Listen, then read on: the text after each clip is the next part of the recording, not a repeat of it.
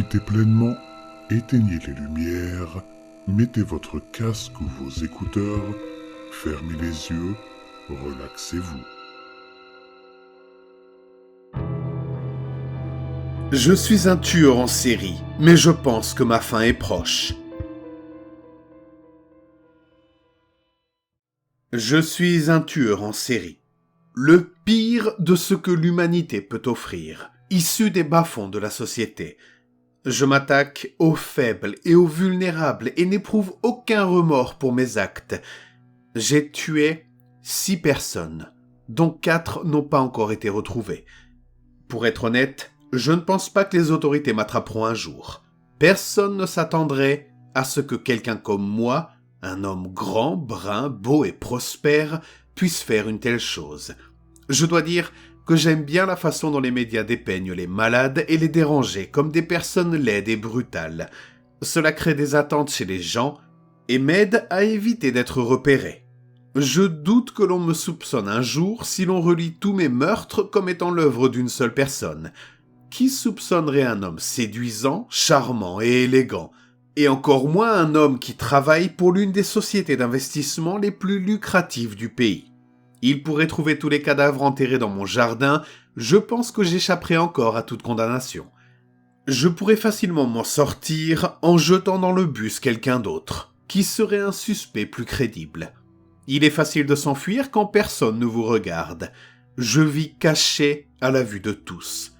Si seulement ils savaient ce qu'il y a en dessous, si seulement ils savaient, tous, de quoi je suis capable.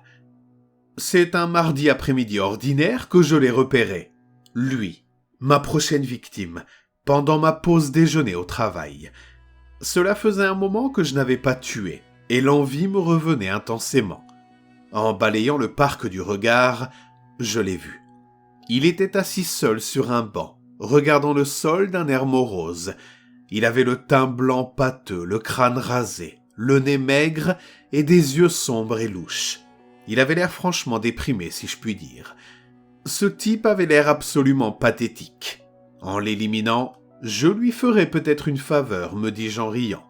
C'était donc décidé. Ce pauvre type, cette sous-merde, serait ma prochaine cible.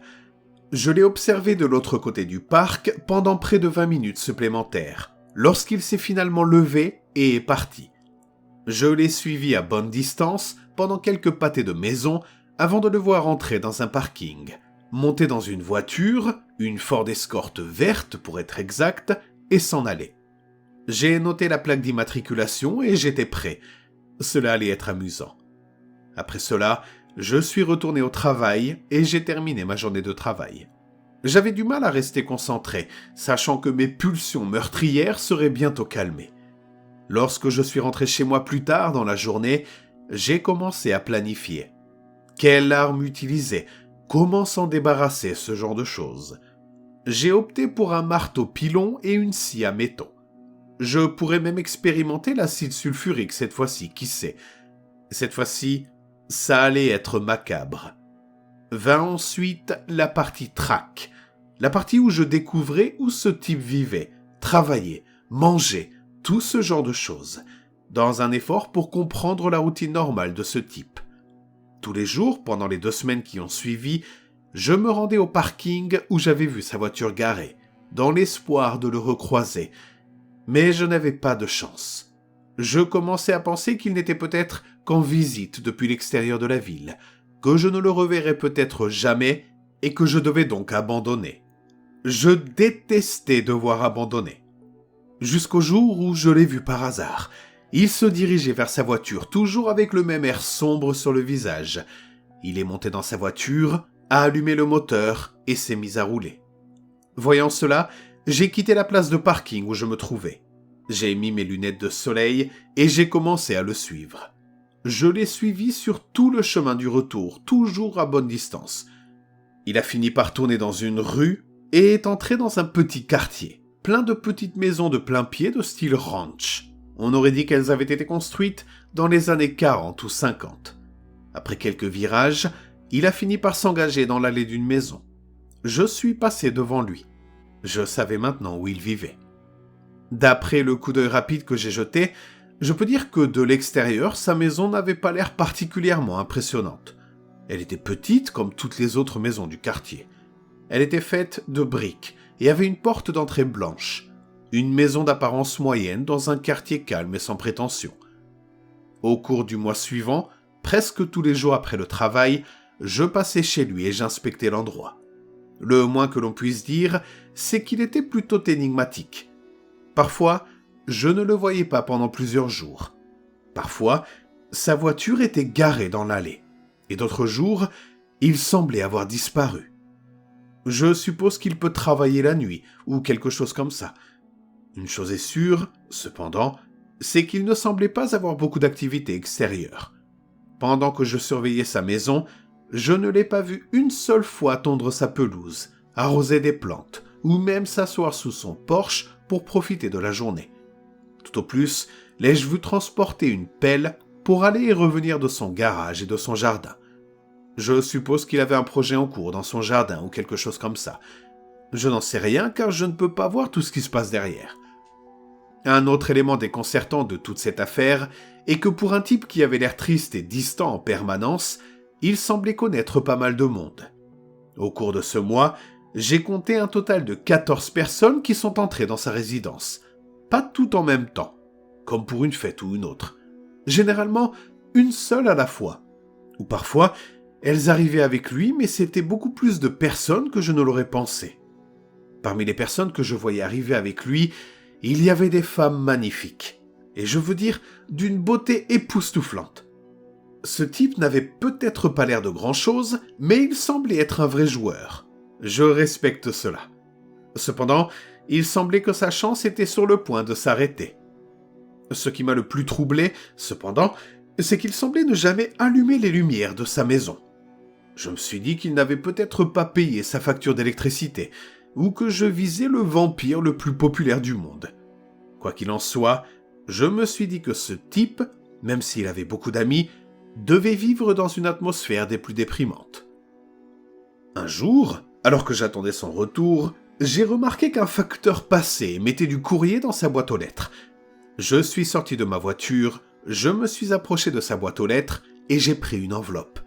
C'est alors que j'ai appris qu'il s'appelait Anthony Barnwell. J'avais enfin un nom à associer à son visage perpétuellement triste.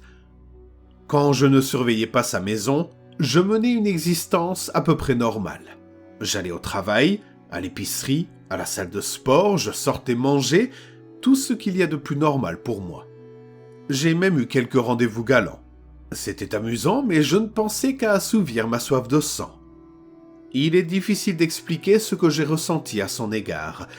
Bien que je ne me sois jamais soucié d'aucune de mes victimes, je peux dire sans me tromper qu'au cours de toutes mes années d'activité, ce type était de loin la personne la plus étrange que j'ai jamais ciblée. Cela m'a dérangé de voir à quel point il était difficile à cerner. J'avais hâte d'en finir avec cette affaire. Enfin, le jour où j'ai planifié mon attaque est arrivé. Je m'étais familiarisé avec son emploi du temps et je savais qu'il ne rentrerait qu'après 21h30 ce mercredi-là. J'ai chargé ma voiture, j'ai mis une bonne musique et je me suis rendu à sa maison. Et je la connaissais très bien maintenant. Mon plan était d'entrer par effraction, de repérer les lieux, puis de trouver un bon endroit pour l'attendre. Puis, lorsqu'il rentrerait, je lancerais une attaque surprise avec mon marteau. Il ne la verrait jamais venir. Ce serait simple, brutal et efficace. Je me suis arrêté devant sa maison vers 9h moins le quart. J'ai sorti mon pied de biche du coffre et je me suis dirigé vers la porte d'entrée.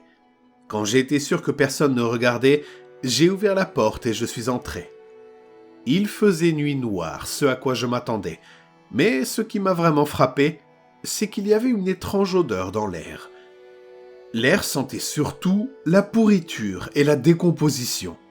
Génial, me suis-je dit, ce type est probablement un collectionneur. J'ai poursuivi mon chemin à l'intérieur, tout en tâtant le mur à la recherche d'un interrupteur. Je n'étais pas sûr que cela me servirait à quelque chose, mais je me suis dit que ça valait le coup d'essayer. Après quelques secondes supplémentaires de tâtonnement dans le noir, ma main tomba sur ce qui semblait être un interrupteur. Je l'allumai, éclairant toute la cuisine et une partie du salon. Je n'étais pas préparé à ce que j'ai vu lorsque la lumière s'est allumée. Ce que mes yeux ont vu m'a laissé dans un état de choc total. Il y avait des peaux humaines sur la table de la cuisine et suspendues aux fenêtres, ainsi que de nombreux doigts coupés dans l'évier. J'ai remarqué le cadavre d'une des femmes que je me souviens l'avoir vue ramener à la maison, étendue sur le canapé, parmi d'autres cadavres qui jonchaient son salon. Des dizaines de désodorisants étaient accrochés un peu partout. C'est ça, mélangé à la putrescence qui m'entourait, qui a donné l'odeur étrange qui emplissait la maison. J'étais absolument abasourdi. C'était épouvantable, même selon mes critères. Je me trouvais dans l'antre d'un tueur sadique et tordu, bien plus prolifique que je n'aurais jamais pu rêver de le devenir. En plus de toutes les viscères qui jonchaient le sol, j'ai remarqué qu'il y avait de nombreux panneaux de mousse insonorisante sur ces murs.